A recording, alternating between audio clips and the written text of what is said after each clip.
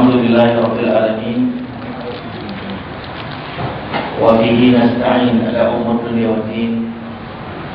Wassalatu wassalamu ala asrafil anbiya'i wal mursalin.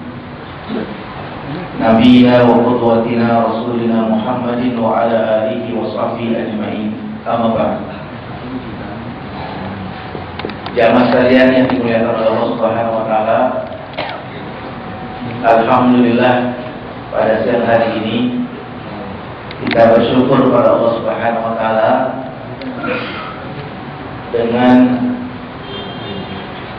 menyediakan waktu kita beberapa saat untuk sama-sama meningkatkan dan menambahkan pengetahuan kita tentang Islam. Mudah-mudahan Allah berkahi waktu kita dan mudah-mudahan Allah tambah ilmu dan pemahaman kita. Jamaah sekalian yang dimuliakan oleh Allah Subhanahu wa taala, dalam kitab Sifatus Shaffah, kitab yang ditulis oleh Imam Ibnu Qayyim Al-Jauziyah,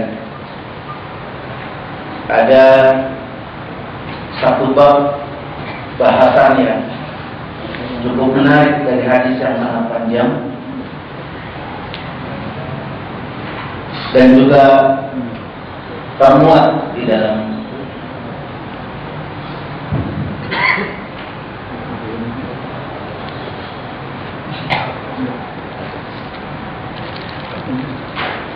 kitab Sahih Bukhari.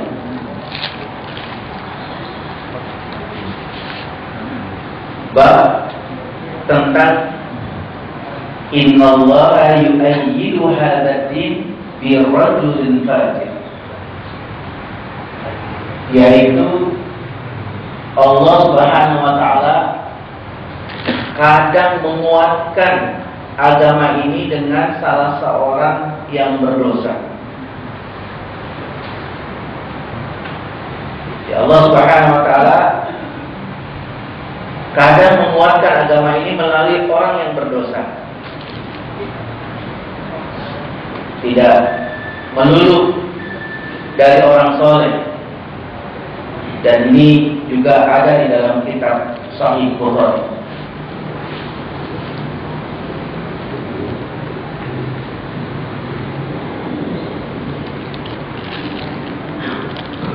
Pertolongan Allah Subhanahu wa taala melalui orang yang berdosa ini menjadi kesempatan memperbaiki dirinya dari dosa-dosa yang dilakukan.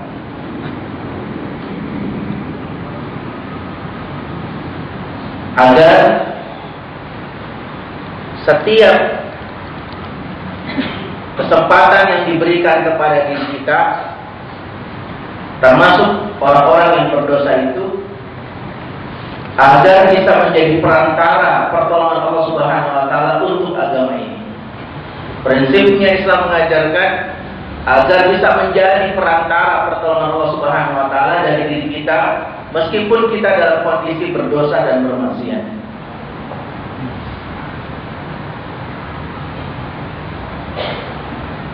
Sehingga tidak boleh ada yang menjadi penghalang dalam diri kita untuk beramal demi kejayaan Islam.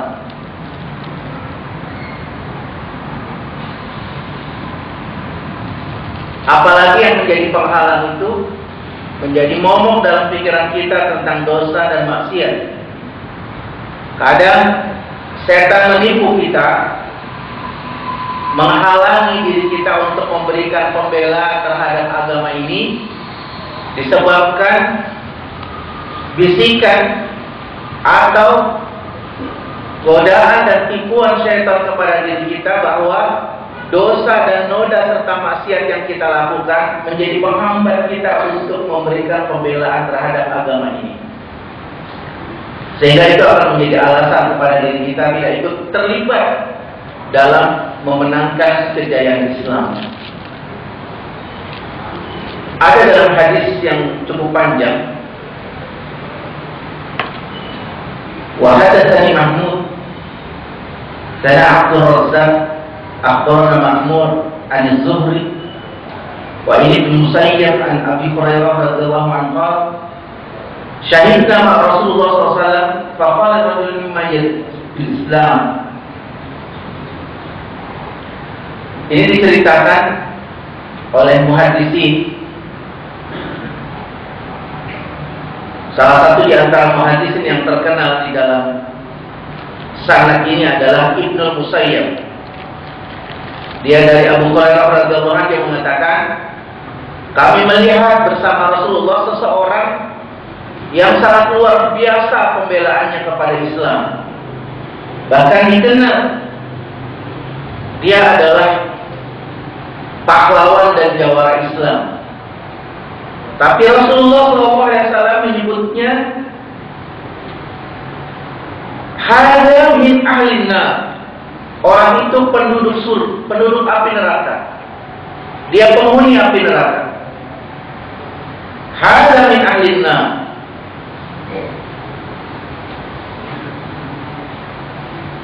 Falamma hadara al-qital qatala rajul qitalan syadidan. Tapi ketika dia berperang, orang ini berperang dengan gagah sekali. Banyak yang meninggal, banyak yang terbunuh melalui orang ini. Orang-orang mengatakan, ya Rasulullah, bagaimana engkau bisa mengatakan bahwa orang ini penduduk api neraka padahal dia berperang sangat luar biasa? Qultu lahu, kata Rasulullah SAW, innahu min ahlin nar. Dia itu penghuni api neraka. Fa innahu qad qatala al-yawm qitalan shadidan wa qad mat.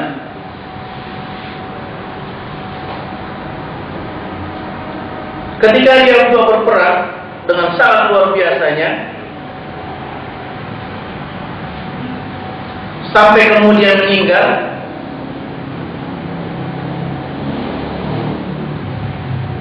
terberitakan kepada Rasulullah SAW.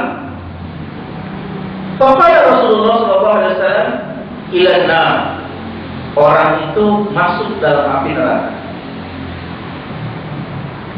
Jadi informasi yang disampaikan orang kepada Rasulullah SAW, betapa hebatnya orang itu berperang, jawaban Nabi tetap sama bahwa dia adalah penghuni api neraka. Sampai dia mengalami peristiwa, ini disebutkan,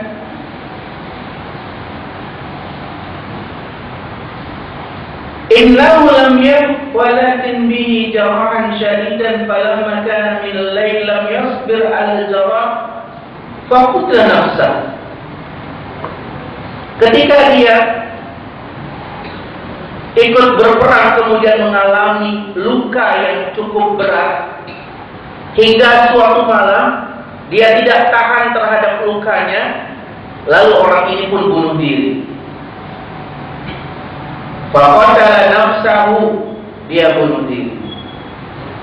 Fa'akhbara Nabi bidzalika faqala, lalu diberitakanlah tentang bunuh diri orang yang hebat itu. Nabi mengatakan, Allahu Akbar, asyhadu inni Abdullah wa Rasuluh. Allah Maha Besar, aku sudah saksikan aku ini hamba Allah dan Rasulnya. Summa amara Bilalan, kemudian Nabi perintahkan kepada Bilal untuk menyampaikannya kepada banyak orang. Fanada minnas, apa yang perlu disampaikan kepada banyak orang?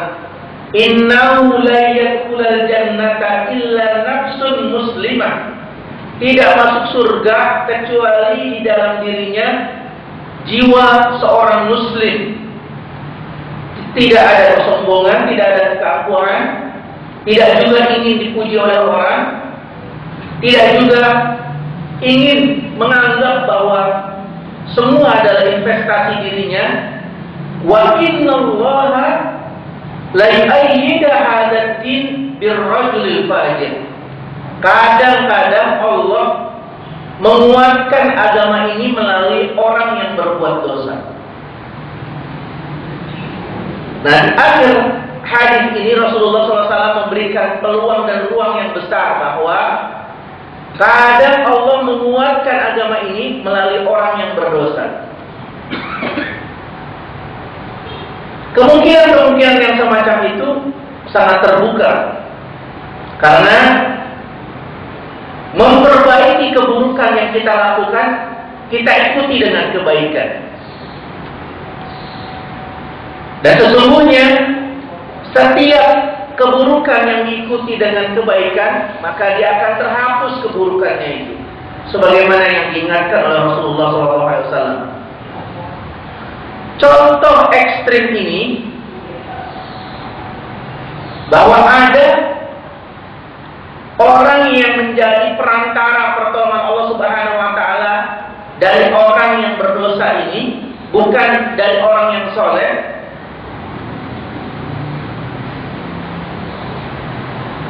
Apa yang dialami oleh Abu Mihjan radhiyallahu anhu.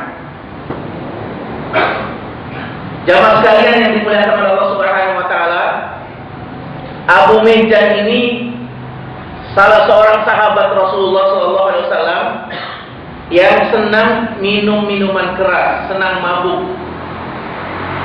Beberapa kali dicambuk karena kesenangan mabuknya. Hingga pada masa Umar bin Khattab radhiyallahu anhu, Umar pun melihat dia sering mabuk, maka Umar menetapkan mengusir Abu Mihjan keluar Madinah. Karena orang ini sering mabuk. Sudahlah, keluarkan saja dari Madinah, diusir. Pada saat bersamaan, Umar bin Khattab radhiyallahu anhu mengirim Sa'ad bin Abi Waqqas untuk menaklukkan Persia. Abu Mihjan tahu ada ekspedisi militer yang akan berangkat ke Persia. Maka ketika dia diusir, dia sampaikan kepada pengawal-pengawal yang mengusirnya itu, berikan kesempatan untuk diriku bergabung dengan Sa'ad bin Abi Waqqas. Orang ini memang senang dan cinta perang dan keinginan syahid di jalan Allah Subhanahu wa taala, tapi kebiasaan mabuknya itu tidak bisa hilang. Berkali-kali di penjara, berkali-kali dicambuk, masih mabuk terus. Makanya Umar mengusirnya dari Madinah. Maka kemudian akhirnya Abu Mihjan ini berangkat ikut bergabung bersama pasukan kaum muslimin yang dipimpin oleh Sa'ad bin Abi Waqqas radhiyallahu anhu. Ketika bergabung dengan pasukan Sa'ad bin Abi Waqqas berangkat ke Persia, orang ini masih mabuk juga dan senang mabuk juga, sehingga kemudian Sa'ad bin Abi Waqqas pun memenjarakannya. Nggak boleh ikut berperang, khawatir nanti tidak dapat kemenangan karena ada prajurit kaum muslimin yang bermaksiat, yang berdosa karena mabuk minuman keras.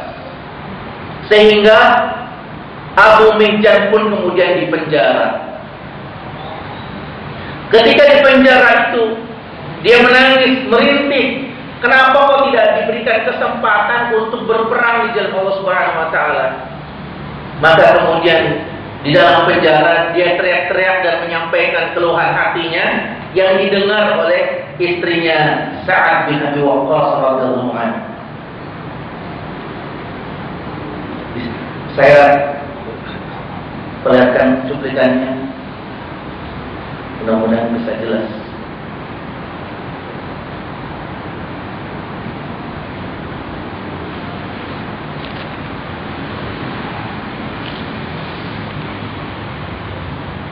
Ini Abu Mihjan yang dipenjara oleh Sa'ad bin Abi Waqqas.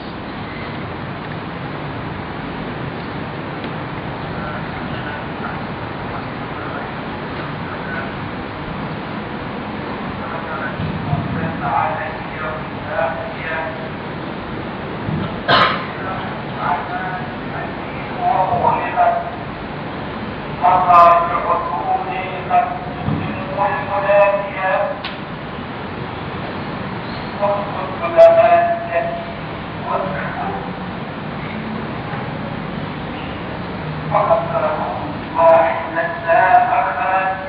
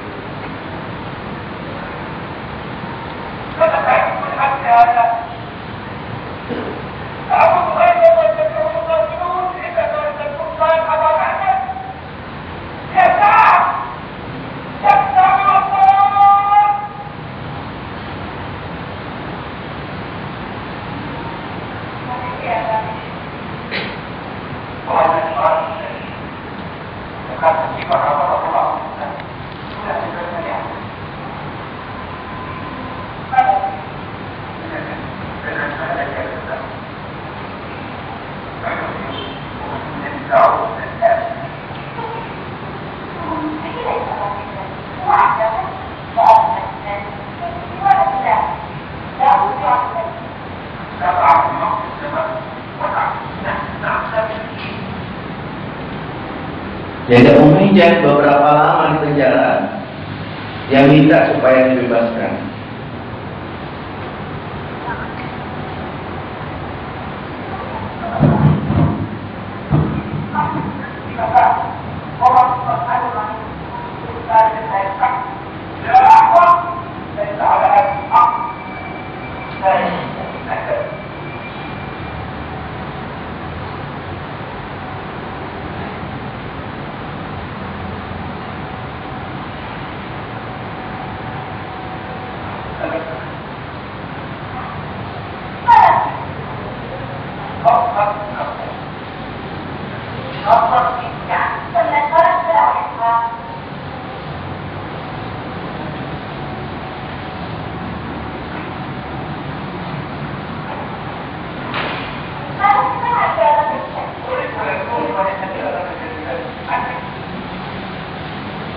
Abu Mihjan ini karena lama di penjara dan mendengar saat itu akan ada ekspedisi militer menaklukkan satu benteng namanya Qadisiyah, maka dia meringis dalam penjara itu. Kemudian didengar oleh istrinya Sa'ad bin Abi Waqqas.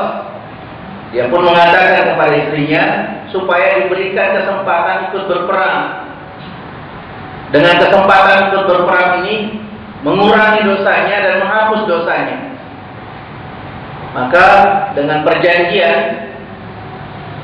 istrinya Sa'ad bin Abi Waqqas, Salma, membebaskan orang ini, Abu Mihjan. Lalu Abu Mihjan minta, setelah dibebaskan, dia pun minta pinjam Balqa, kuda belangnya Sa'ad bin Abi Waqqas. Pada waktu itu Sa'ad bin Abi Waqqas sakit. Jadi dia tidak menggunakan kudanya, dia mengawasi prajurit Islam dari atas rumahnya dan memberikan komando dari atas rumahnya. Karena tahu kudanya tidak terpakai, Abu Mihjan minta juga dipinjamkan kudanya. Kalau nanti selamat, dikembalikan lagi kudanya dan dia masuk penjara lagi. Dan kalau meninggal dalam perang itu, maka dia katakan keluarganya yang akan menanggung apa yang sudah dia pinjam setelah keluar dari penjara ini.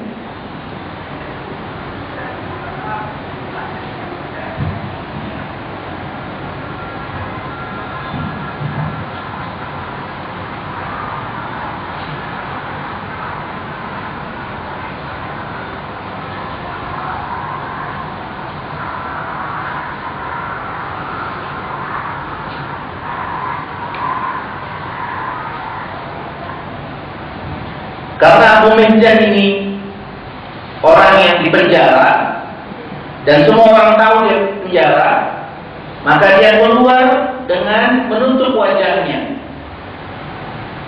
Dia pergunakan kudanya Sa'ad bin Abi Waqqas, sehingga orang-orang tidak mengetahui siapa sebenarnya yang menunggang kuda itu dan siapa yang menggunakan cadar itu.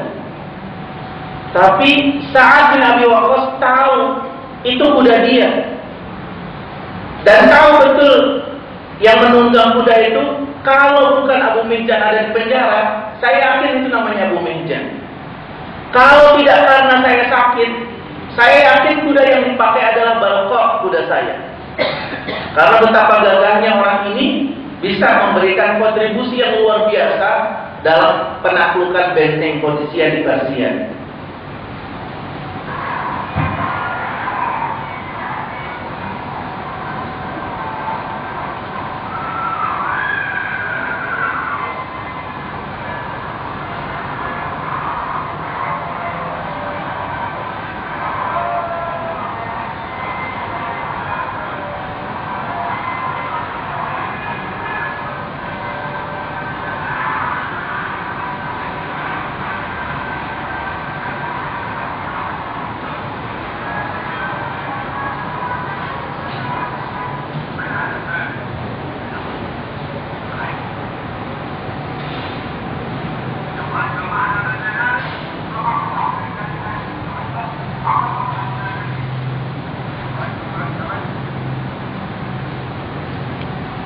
Sa'ad bin Abi Waqqas yang berada di atas rumahnya mengawasi peperangan ini, Dia yakin betul, saya yakin kalau bukan karena Abu Mihjan ada dalam penjara, saya yakin dia adalah Abu Mihjan. Dan saya yakin kuda yang dipergunakan kalau bukan karena saya sakit, Balqah yang pergunakan kuda orang itu.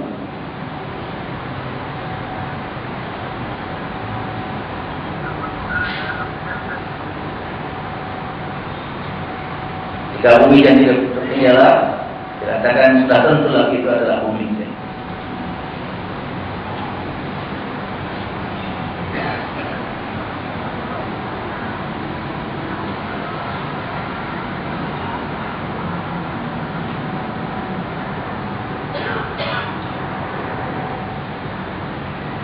Nah, jamaah sekalian yang dimuliakan oleh Allah Subhanahu wa taala,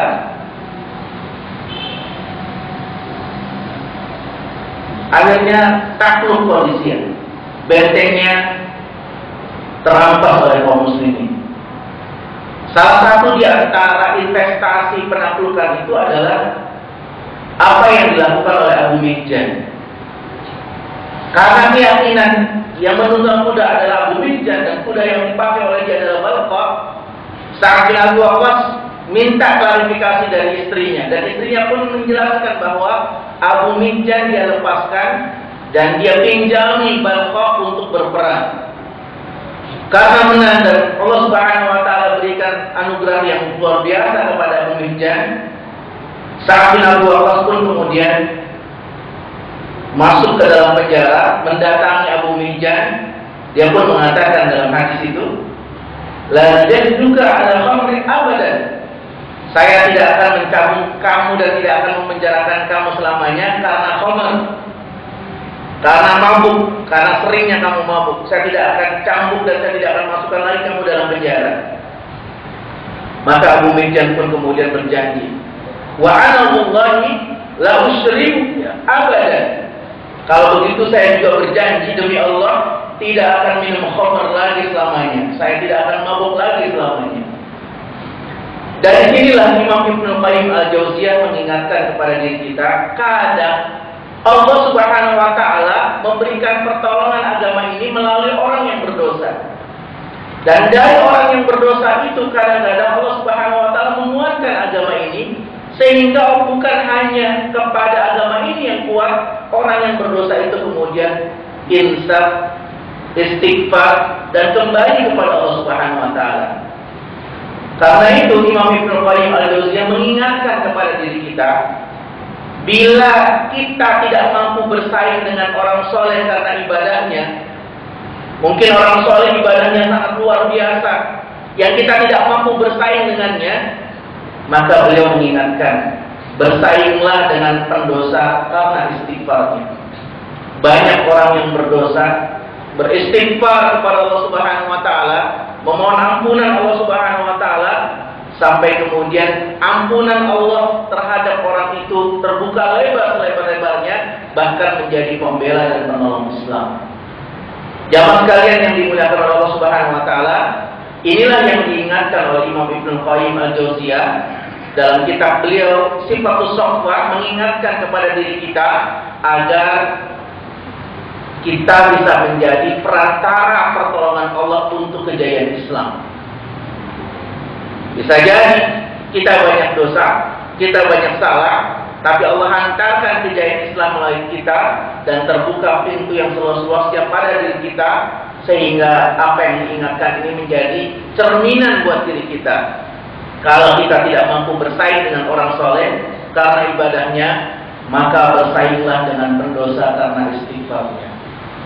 Mudah-mudahan ini menjadi catatan penting pada diri kita di hari-hari ini, bagaimana kita ikut terlibat menjadi perantara pertolongan Allah Subhanahu wa taala demi kejayaan Islam. Aqulu qouli hadza fastaghfirullah wa lakum.